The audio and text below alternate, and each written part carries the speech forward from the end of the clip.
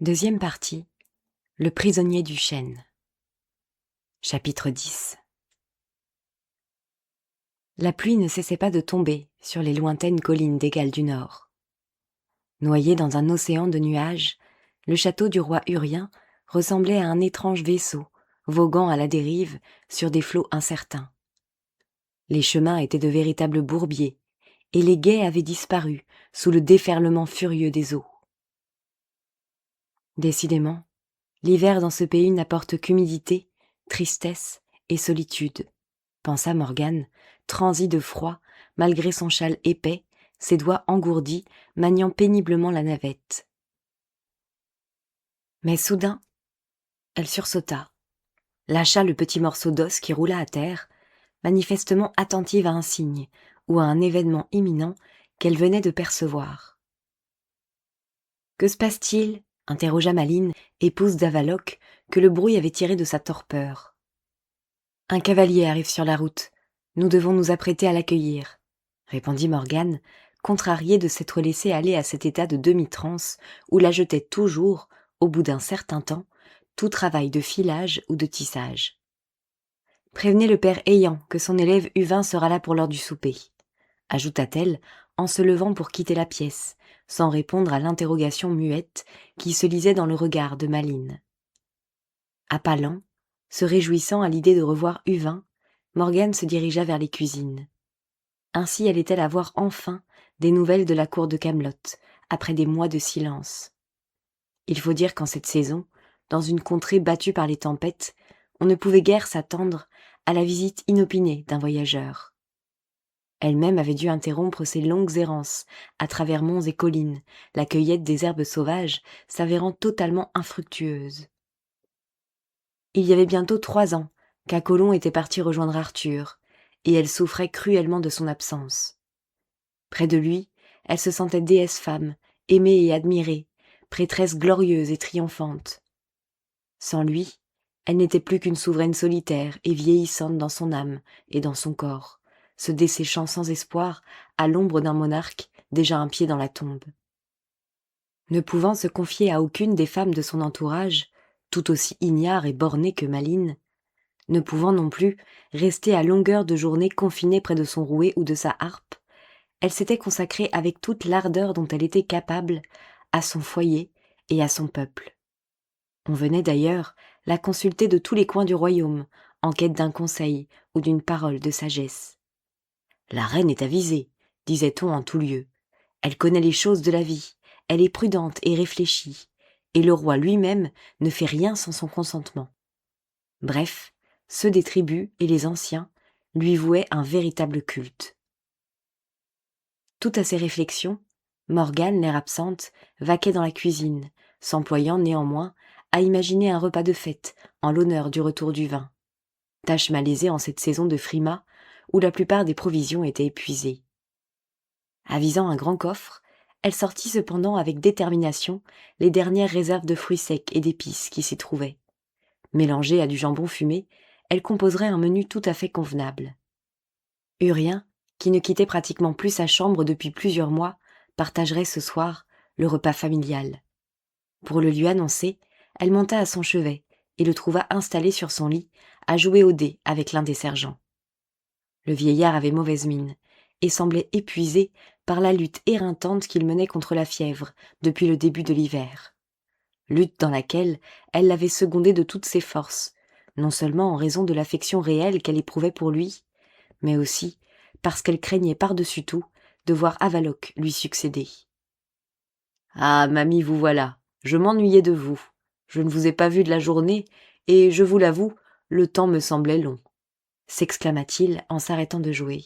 « Ainsi vous aussi vous me laissez tomber ?» Lui répondant par une boutade, elle l'embrassa avec un indulgent sourire, comme l'aurait fait une mère pour un enfant gâté, et ajouta : « J'ai une bonne nouvelle pour vous.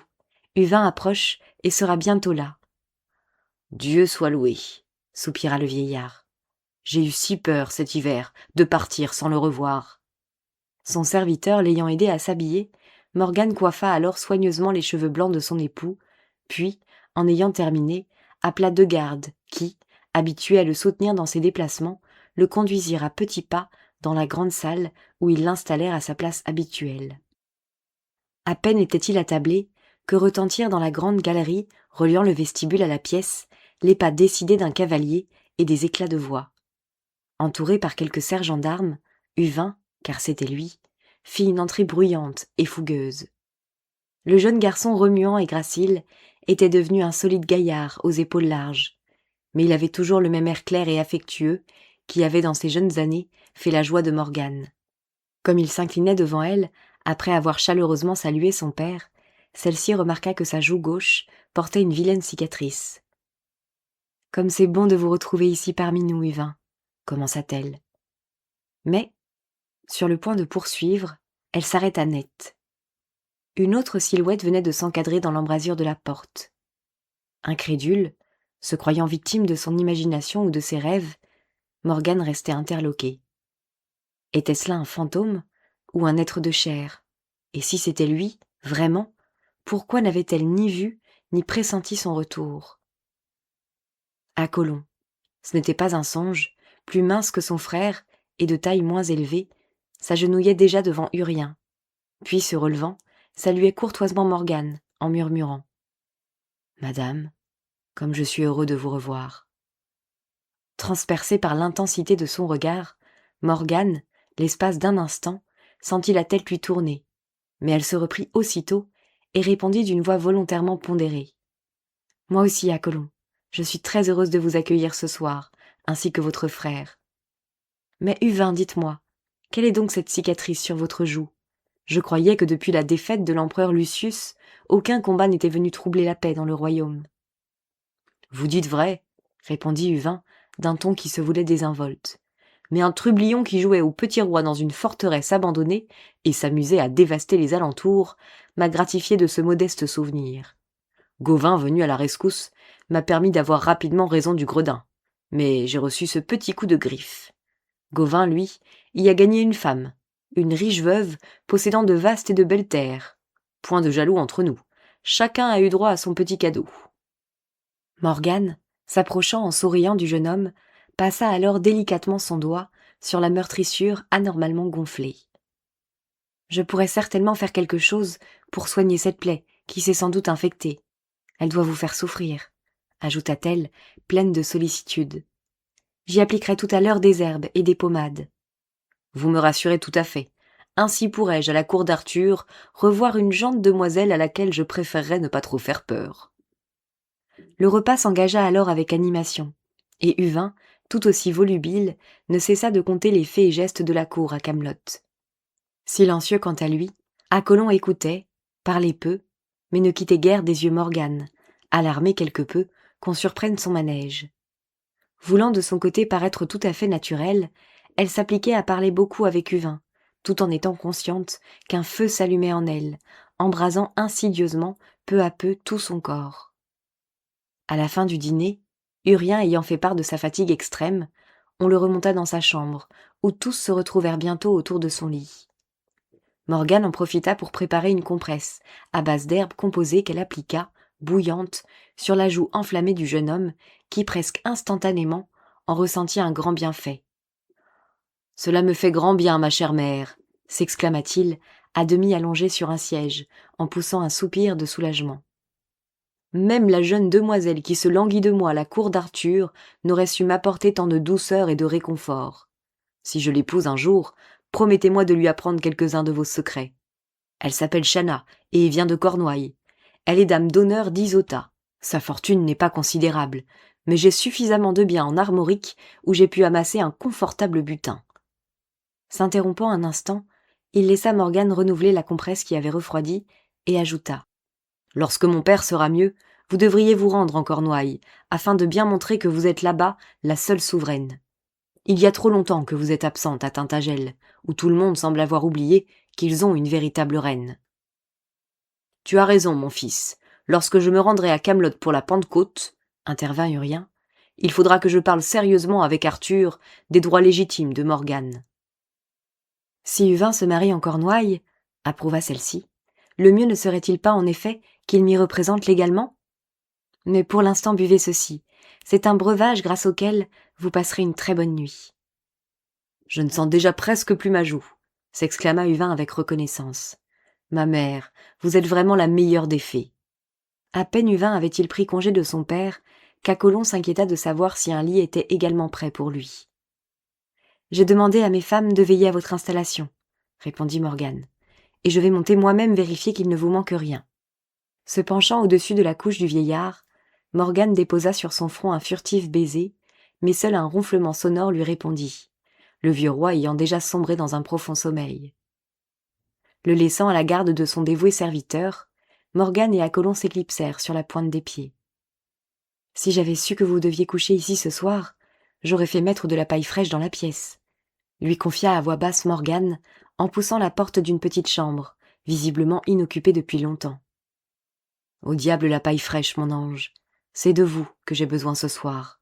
Vous le savez, » chuchota Apollon en mettant bas ses armes et sa tunique. « J'irai tout à l'heure vous rejoindre, n'est-ce pas ? » ?»« Non, c'est moi qui viendrai. Votre père est malade, et il arrive qu'on vienne me chercher dans ma chambre.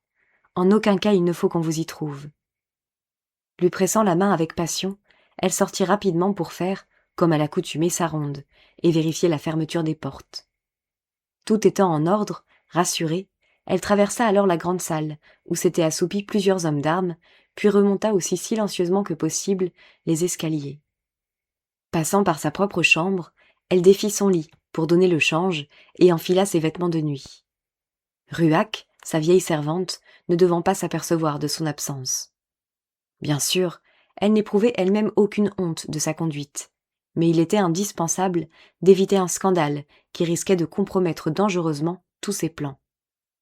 Retenant sa respiration, aussi souple et silencieuse qu'une ombre fugitive, elle se glissa dans le couloir obscur, le cœur battant, le désir chevillé au corps, jusqu'à la chambre de son amant.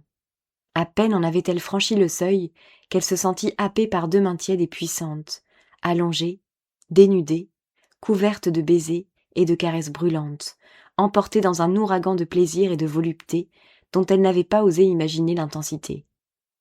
S'échappant aux premières lueurs de l'aube de l'alcôve, Morgane regagna silencieusement sa chambre, mais au moment où elle allait l'atteindre, une poigne solide l'immobilisa brutalement, tandis qu'une voix rauque lui soufflait à l'oreille. « Eh bien, ma chatte, est-ce une heure pour errer en pareille tenue dans les corridors du château ?» C'était la voix d'Avaloc. À n'en point douter, il ne la prenait pas pour l'une des servantes, dont certaines pouvaient, dans la pénombre, lui ressembler. « Bas les pattes, Avaloc !» siffla-t-elle entre ses dents, tout en essayant d'échapper à son étreinte. « Lâchez-moi ou j'appelle !»« Veuillez me pardonner, ma chère dame et mère. Bien entendu, je vous libère. Je voulais seulement savoir pour quelle raison vous vous trouviez ainsi, à la pointe du jour, hors de votre lit. »« Aurais-je maintenant des comptes à vous rendre, Avaloc ?» répliqua Morgane, la bouche sèche. « Je suis ici chez moi, je vais où bon me semble, quand je veux et où je veux. »« Inutile de vous mettre en un pareil émoi, » railla l'homme, en plissant vilainement ses petits yeux porcins. « Imaginez-vous vraiment que j'ignore quel bras vous venez de quitter ? » « Ah, parce que vous avez aussi reçu le don de seconde vue, » persifla Morgane hors d'elle. « Tout doux, la belle, » rétorqua l'air apparemment conciliant Avaloc. « J'admets volontiers qu'il est tout à fait regrettable pour une femme comme vous d'être l'épouse d'un mari dont vous pourriez être la fille, et me garderais bien de faire souffrir mon père en lui révélant votre infidélité. Un seul petit effort de votre part pourrait arranger les choses. Ne le croyez-vous pas ?» gloussa-t-il en s'approchant d'un pas, l'œil lubrique. Reculant de dégoût, Morgane le repoussa, ne pensant qu'à sortir par la ruse de sa délicate situation, en adoptant le ton de la plaisanterie. « Allons, Avaloc, pourquoi poursuivre de vos flatteuses assiduités votre vieille belle-mère, alors que les vierges du printemps n'attendent qu'un geste pour tomber dans vos bras ? » « Mais, ma mère, je vous ai toujours considérée comme une très séduisante créature, » insista Avaloc, baissant la main vers la gorge palpitante de Morgane. « Ne jouez pas avec moi à la vierge effarouchée, et racontez-moi plutôt la nuit que vous venez de passer avec Apollon, ou Huvin, ou les deux à la fois. »« Je considère Huvin comme mon fils, » lança-t-elle avec une exaspération croissante. « Et je vous interdis... » « Cela vous arrêterait-il vraiment ? revint à la charge le goujat, tout fier apparemment de son insinuation. Personne ne se prive à la cour d'Arthur de raconter que vous avez été la maîtresse de Lancelot, que vous avez ensuite partagé la couche de Kevin, après avoir goûté celle de votre propre frère. Pourquoi donc aujourd'hui vous indigner quand je vous parle de partager la couche des enfants de votre mari? Pauvre père, c'est-il seulement le genre de femelle qu'il a prise pour épouse, une franche coquine, familière de l'inceste. Urien sait de moi tout ce qu'il doit savoir, répliqua Morgane, ne cherchant plus à masquer son mépris devant un tel chantage. S'il désire me poser des questions sur ma conduite, à lui je répondrai. À vous, je n'ai rien à dire, Avaloc. Maintenant il suffit. Laissez-moi. Comme il tentait de la retenir, ne pouvant davantage contenir son indignation, Morgane, rapide comme l'éclair, le frappa au bas-ventre, avec une force décuplée par la colère. Étouffant un hurlement, Avaloc, la bave aux lèvres, poussa un affreux juron. Mais Morgane, sûre d'elle, avait repris l'initiative. « Avaloc !» menaça-t-elle avec rage et détermination. « Avaloc, si vous dites un mot, un seul à Urien, je lui révélerai, moi, comment vous avez osé, vous, porter la main sur moi et de quelle manière. »« Dites-lui donc tout ce que vous voudrez, » éructa le malotru avec hargne. « Mais n'oubliez pas qu'il est très près de la tombe, et que bientôt, c'est moi qui dicterai ma loi à sa place. Pensez-y bien, ma belle, je vous ferai alors, je vous le jure, changer de langage. » Tournant les talons, sur cette menace non voilée, il regagna ses appartements, non sans avoir lancé un ultime regard de haine, qui en disait long pour l'avenir. Un soleil tout rouge se levait maintenant à l'horizon, et dans quelques instants, la maison entière serait sur pied. Morgane, après avoir remis de l'ordre dans sa toilette, se hâta donc vers les cuisines, où mijotait depuis la veille au soir une décoction subtilement dosée pour guérir la blessure du vin, qui, en fin de compte, avait également une dent cassée, dont il allait falloir extraire la racine. Uvin, autant dire son fils, plus encore que Gouidillon. Ne lui avait-elle d'ailleurs pas tenu lieu de mère, en l'élevant avec tendresse, bien qu'ils n'eussent pas une goutte de sang commun? Or, le jeune homme connaissait-il les rumeurs qu'on colportait sur elle à la cour d'Arthur? Savait-il qu'elle avait partagé la couche du haut roi, et dans quelles circonstances? Quoi qu'il en soit, il fallait à tout prix qu'il ignore sa liaison avec Apollon. Parvenue à ce point de ses réflexions, elle s'aperçut qu'après le repas de la veille, il ne restait pratiquement plus rien dans les réserves du château. Plus de fruits secs, ni de jambon ou de viande séchée, plus de châtaignes ni de glands, plus le moindre morceau de gibier. Il fallait donc de toute urgence envoyer les hommes à la chasse. Et pourquoi pas Avaloc?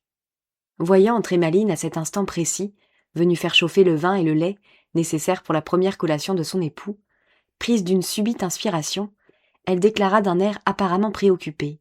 « Il n'y a vraiment plus rien à manger cette fois, Malines. Ne pensez-vous pas qu'un chasseur aussi expérimenté qu'Avaloc devrait sans attendre organiser une grande battue au sanglier? Sinon, ce sera la famine. » Mais Morgane n'acheva pas sa phrase. Soudain revenait en elle la prédiction formulée par Niniane. C'est Apollon qui doit succéder à son père. Sa tâche était donc tracée. Apollon devait, après son père, monter sur le trône, non pour sa propre sécurité, après les menaces d'Avaloc, ou par simple souci de vengeance, mais pour que vive à travers lui et sa propre influence les rites sacrés de l'ancien peuple, œuvre qu'elle avait déjà entreprise dans les Galles du Nord.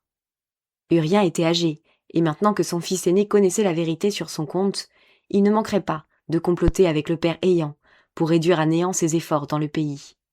Il fallait donc agir, et vite. Mais comment? En maniant le poison, les risques étaient très graves. Soupçonné et accusé de sorcellerie, la mort serait bientôt sa seule récompense. Quant à Apollon, il fallait surtout éviter de le compromettre en le mettant dans la confidence. Troublé, au plus haut point, incapable d'élaborer un plan précis, Morgane rejoignit la chambre d'Urien, où se trouvait déjà son amant. À l'instant même où elle entrait dans la pièce, elle entendit la voix de ce dernier annoncer à son père. « Avaloc part chasser tout à l'heure le sanglier. Je vais l'accompagner. Il me tarde de galoper à nouveau dans nos ravins et nos forêts. » Le cœur de Morgane bondit dans sa poitrine. « Non !» lança-t-elle brièvement, en pénétrant dans la chambre. « Mieux vaut rester auprès de votre père aujourd'hui, Apollon. La blessure du vin me préoccupe, et je n'aurai guère le temps de rester à ses côtés, comme je le fais d'habitude. Voulez-vous bien me remplacer aujourd'hui? Je vous en serai très reconnaissante. » Ne pouvant refuser cette faveur à celle qu'il avait cette nuit tenue si ardemment dans ses bras, Apollon acquiesça sans protester. « Si tel est votre bon plaisir, madame, je m'acquitterai avec joie de cette douce obligation. Je n'ai pas vu mon père depuis longtemps, et je serai heureux de lui tenir compagnie. » Le remerciant d'un sourire, Morgane ressentit avec une effrayante certitude que cette fois, le destin d'Apollon était sur le point de se jouer. Ainsi allait donc se réaliser en grande partie son œuvre à elle, l'œuvre la plus secrète à laquelle elle ait jamais participé. Avaloque, de fait, monta en selle en fin de matinée, accompagné d'un petit groupe de chasseurs. Dès qu'ils eurent disparu à la lisière des bois, Morgane, profitant de ce que Malines était encore dans les cuisines, courut jusqu'à la chambre du couple. Là, ayant rapidement fouillé la pièce, elle mit la main sur un petit bracelet de cuivre qu'Avaloque portait souvent au bras. Puis, l'ayant dissimulé dans un repli de sa robe, elle s'éloigna, pressée de terminer les besognes qui l'attendaient, afin de se retrouver seule pour accomplir ses desseins. Elle alla donc s'occuper du vin, dont elle réussit à extraire, non sans mal, la dent cassée. Le jeune homme ayant supporté la douloureuse opération avec une grande fermeté, elle l'envoya aussitôt se reposer avec 2 compresses imbibées d'une forte macération pour calmer la douleur, et une potion destinée à le faire dormir, du moins l'espérait-elle. Ainsi resterait-il totalement étranger aux événements dramatiques qui n'allaient pas manquer de se produire. Avec la bonne conscience du devoir accompli, elle rejoignit alors Malines dans la grande salle.